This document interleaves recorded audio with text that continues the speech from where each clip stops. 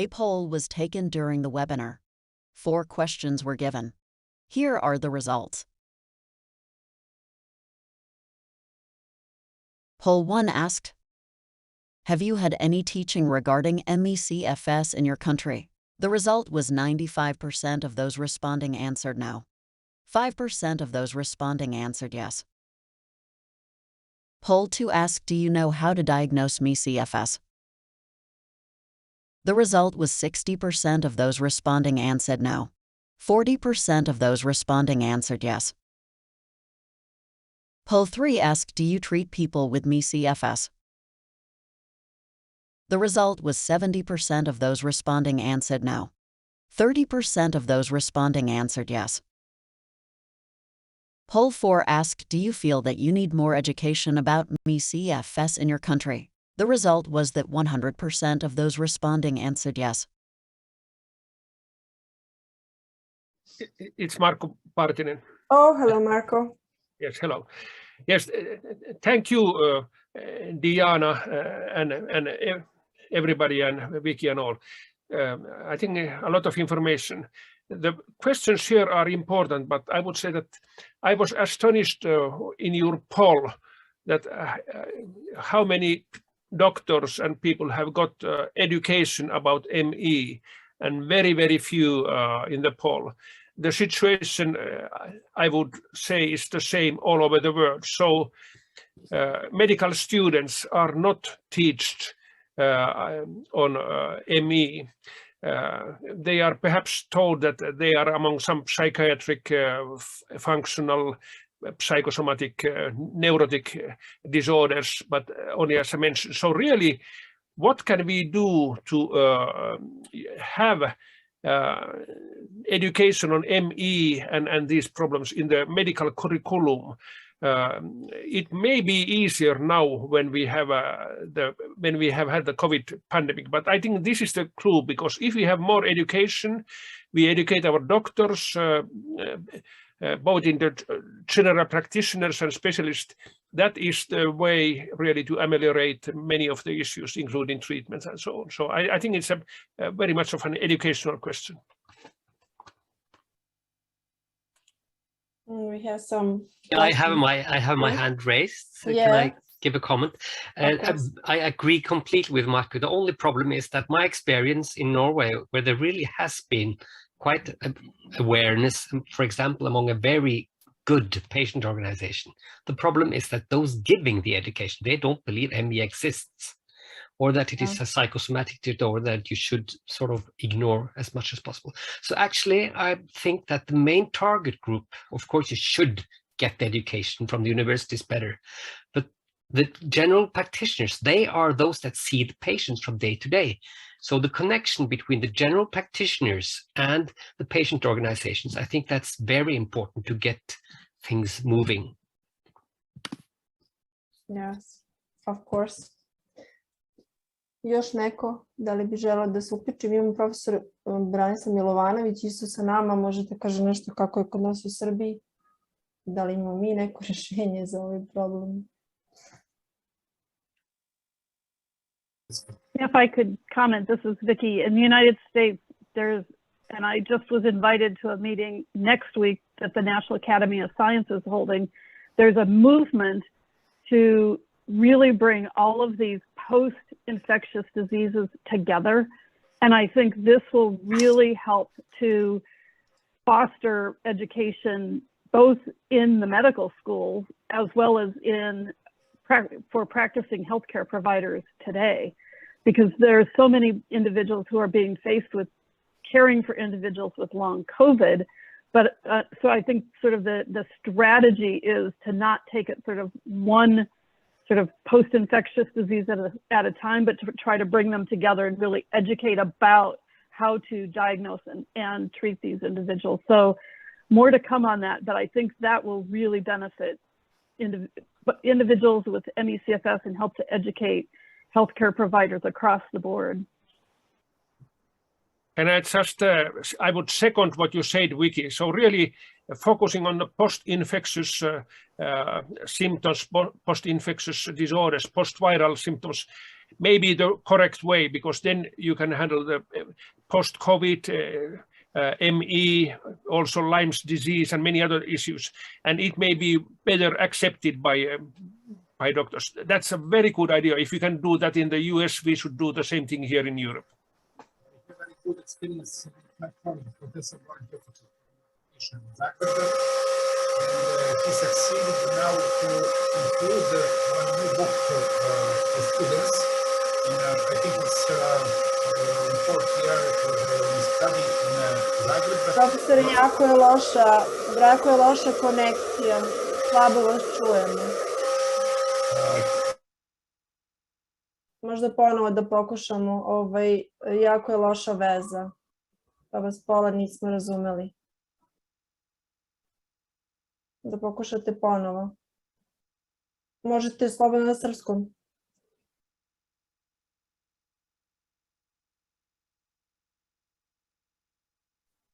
Jeste tu? Sad me čujete bolje? Sad je bolje malo, da. Kao da je neka mikrofonija u pitanju. Pričam na srpskom ili? Na srpskom možete, imamo prevodioca. Dobro, onda neka je. Znači, da se vratim na početak, mislim da je glavni problem u edukaciji doktora. Moje iskustvo regionalno je vrlo dobro sa Hrvatskom, sa profesorom Čistačićem koji je kardiolog. Mi smo uspeli da sad kreiramo jedan udžbenik za studente medicine i na 4. godini medicine.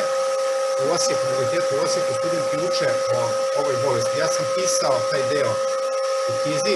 Knjiga je vezan za neurokardiologiju, to je udžbenik neurokardiologije, a deo u toj knjizi za sindrom kroničnog umora sam pisao ja. Tako da smo na taj način uspeli da omogućimo edukaciju studenta medicine. Ja lično radim na mnogim skupovima u Srbiji, Bosni i Hercegovini i Crnoj Gori.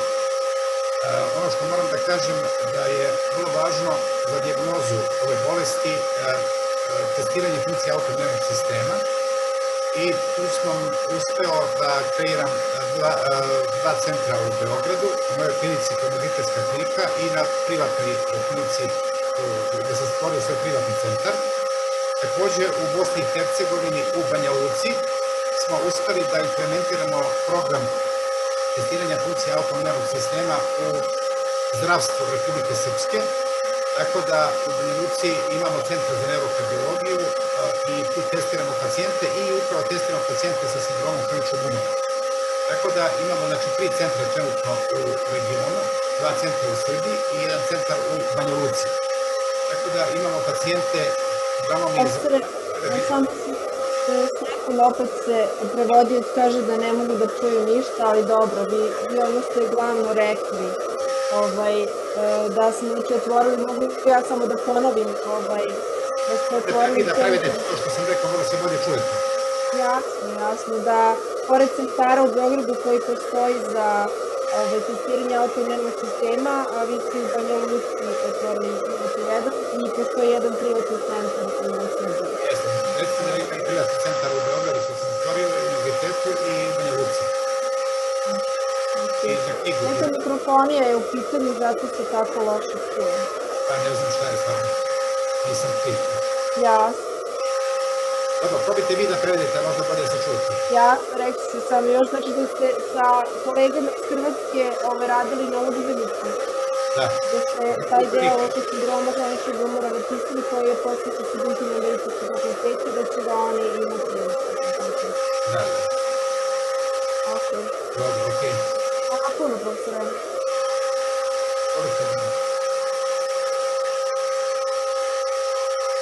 Stvarno,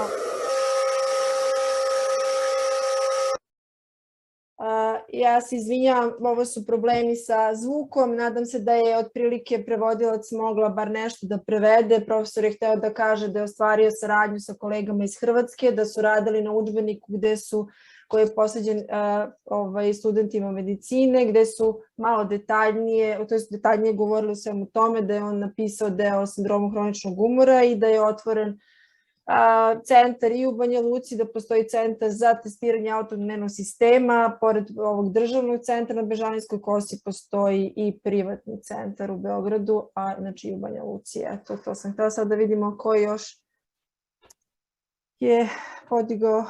Marko? Professor Marko? Yes, thank you. So there is a question in the chat about the diagnostic codes to be used, and that is important. I would say that the correct code in ICD-10 is G93.3, and in ICD-11 there is also a code which is 8E49. And in both of those classifications, if you read, ME/CFS is among those, and it does not include, any psychiatric issues. If we have long COVID, you should use both U09.9, and in addition, the diagnostic code for the post-viral syndrome. That goes to what Vicky Whitmore was just saying, that the big parapluie, the big umbrella is like post-infectious diseases and symptomatology. Thank you. Christian, you want to say something? Yes, I would just like to say something that's very interesting, and that is that there has been an international development in realizing the very important information source that patients are regarding both research and treatment criteria for various disorders. For example, rare genetic disorders.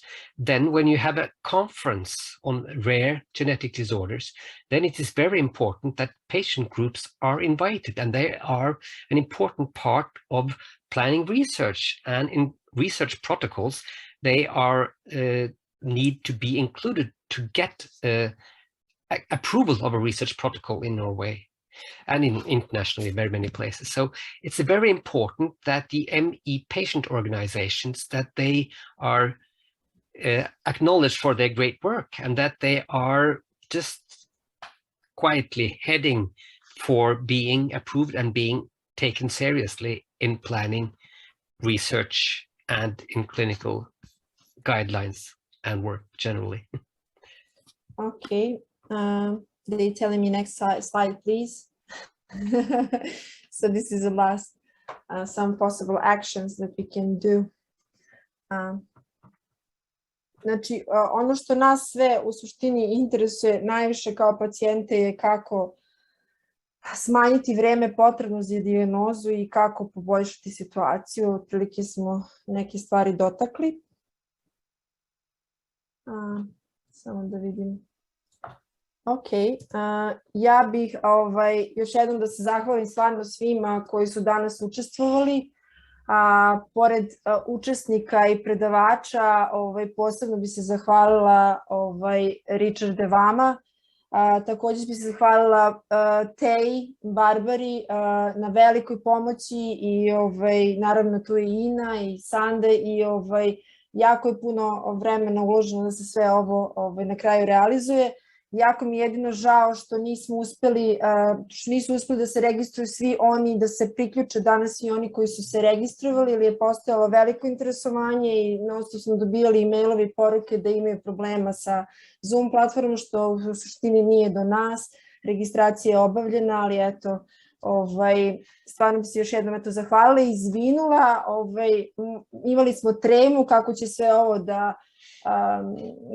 ispadne na kraju, pošto nam je prvi put da radimo ovakav Zoom ovakvog tipa sa prevodiocem, tako da hvala i prevodiocima i na njihovom strpljenju i nadam se da ćemo nastaviti ovu praksu u budućnosti, a sljedeći put da ćemo mnogo više ljudi doći i poslati o sam invitation.